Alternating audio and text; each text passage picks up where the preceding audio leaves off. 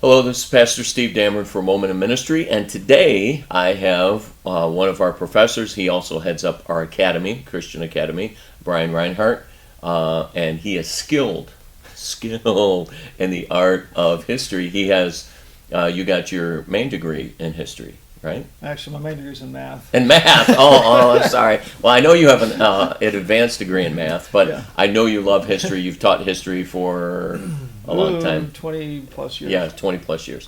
So, with what's going on in our society, I asked Brian Rinehart to come in, and we're going to do a series of talks. Basically, you would say, well, what does this have to do with the Bible? I believe we'll be able to weave that in. But we're going to use the concept of communism or Marxism, and he'll probably interchange those. Marxism and communism are almost the same. But in a society, and all today we're going to try to do is just introduce the concept, but in a free society, Marxism is the enemy. Mm-hmm. Isn't that true? Yes, Marxism is the opposite of freedom. They don't want freedom of thought, freedom of movement. They want to control everything. And also, it's very true, communism, Marxism hates Christianity specifically. Yes, they hate Christianity.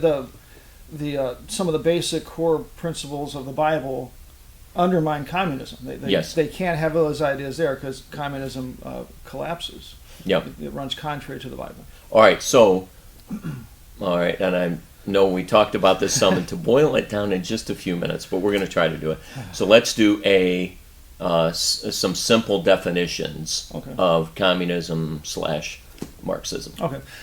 Communism, the very extreme end of communism, if it's allowed to run in theory, is that there's a class of society. The workers own all the businesses. There's no more inequity. There's no more private property and people fighting over private property. And the government itself will just disappear for lack of need. So you're saying in theory, in communism, Marxism, there's a classless? Yes. Did you say? All right. Yeah. Yeah, because there's no economic inequality. We're all the same. Therefore, there's no reason to fight. There's no crime because there's no reason to steal. We're all the same. And supposedly the government itself will disappear on its own. So was that Ralph Waldo Emerson, or who was the guy the Utopia? That almost sounds like There's the Utopia. Several, yeah. Right. It felt like that. So Okay, so explain a little more in defining that. Give us a couple more tidbits of how it comes. Well, what I just said is kind of like the theoretical end of communism, which it's never going to be there. In practice, communism is government control of everything. They want to control every part of your life, every part of business. They want to control how much people are paid, the conditions under which things are made, who gets the products, how the products are sold. They want to control everything.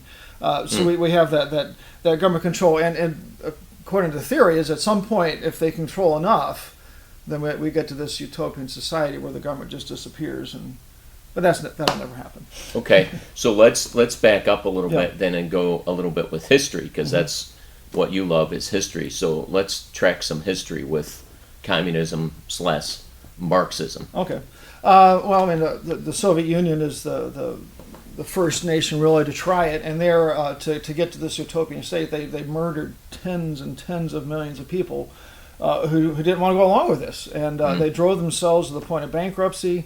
And really, that's kind of what ultimately brought the demise of the Soviet Union. Is they couldn't feed themselves. They were completely bankrupt, trying to implement this communist state, and the Soviet Union and just the cruel oppression and absolute control of thought, driving religion and Christianity out of society. All of that was supposedly going to bring about this perfect state, which we know didn't happen. And okay, so there's kind of two. Yeah. There's been Soviet Union, and you've had communist China.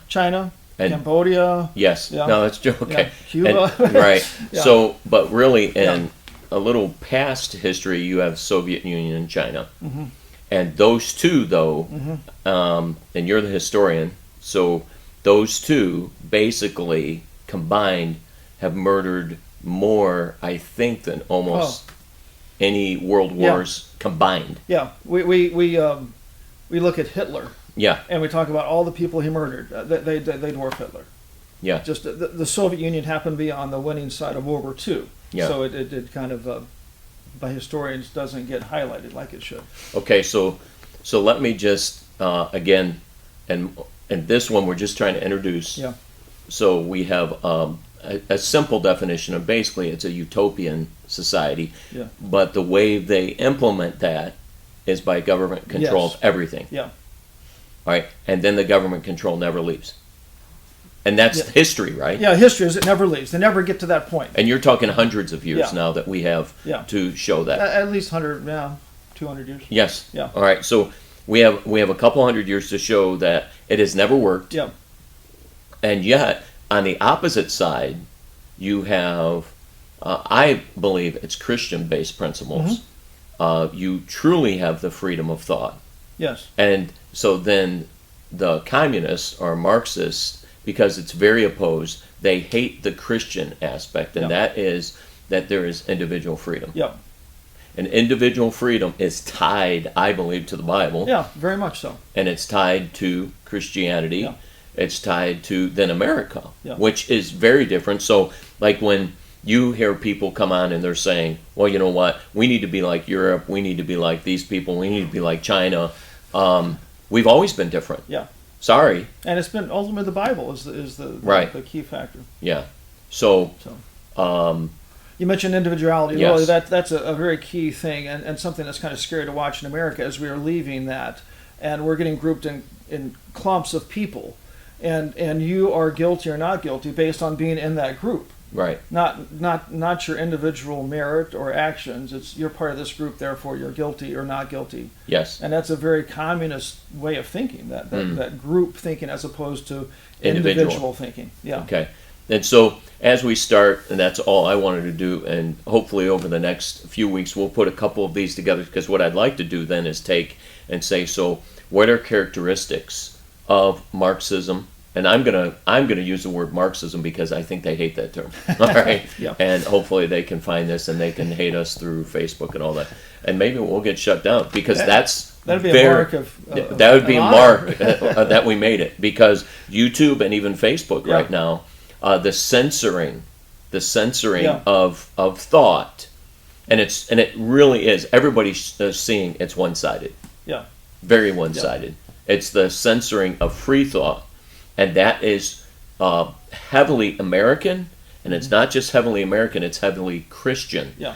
And so what I can say then is that those people that are censoring hate Christianity. Yes. And that's not an off statement. They hate Christianity. So that is our first round of thoughts here as we're discussing communism as compared to a Christian aspect of government. Thanks for your time.